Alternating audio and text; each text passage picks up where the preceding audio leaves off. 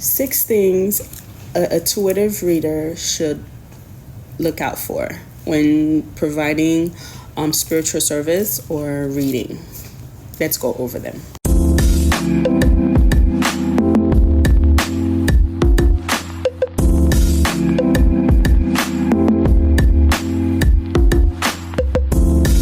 Now, as a reader, or a spiritual practitioner, the number one thing you have to do is heal thyself, meaning you as yourself has to be at least working on your healing or healed certain things in your personal life, where your heart chakra is more free or vibrate at a different frequency.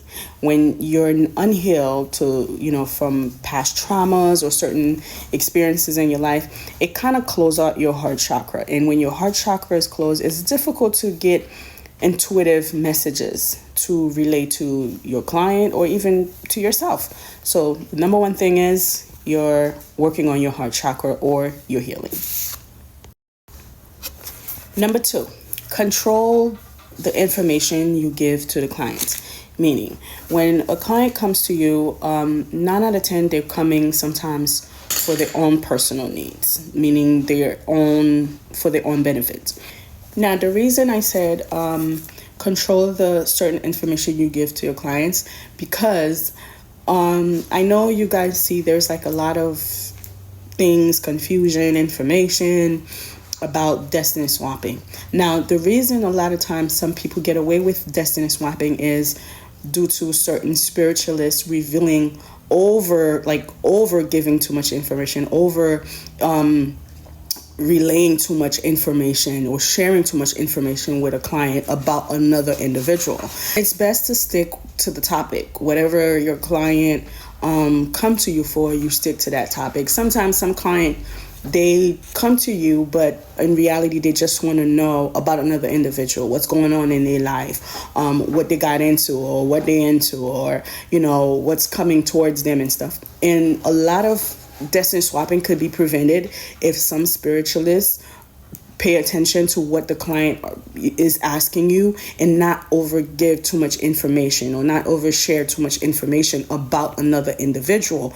Because when you do that, you can be part of blocking that other individual's that destiny or doing certain things, because sometimes some people, they come to you to get certain information regarding other people, and you got to be very careful to not create certain karmic lessons for yourself, because you allow this person to manipulate you in a way to reveal certain information about another individual that is either cut them out of their life or they probably don't have no access to. Number 3, being alert, meaning paying attention to what the client is asking you. Sometimes, you got to pay attention to what the client is saying to you, and you got to pay attention to what the client is not saying to you. So it's important your focus should go towards that client, because you can prevent from relaying too much information about another individual, if you're paying attention to the client. So you stay on topic. Number 4, observation. Pay attention to how your client respond to certain things you tell them, to certain information that you give them regarding what they're asking for. Body language, it tells you a lot by observing them, paying attention to how they respond to certain information. Because sometimes some clients are in denial. Sometimes they're not ready to hear certain information, or they're not ready to hear certain truth. And intuitively, the entity or that is guiding you to help this client, you got to really listen and pay attention to know if you tell them certain things, you kind of sit back and watch how they watch how they respond to it. Then you would know if you should continue on that path or relate more to them, or if you just should kind of hold back or step back, because some people are not ready to take in a lot of information all at once.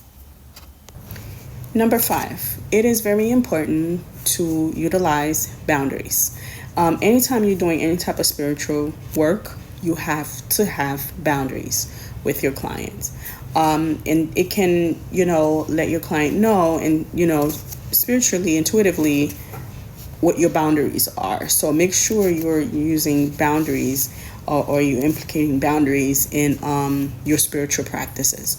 So your client doesn't cross your boundaries, or you don't cross your client's boundaries.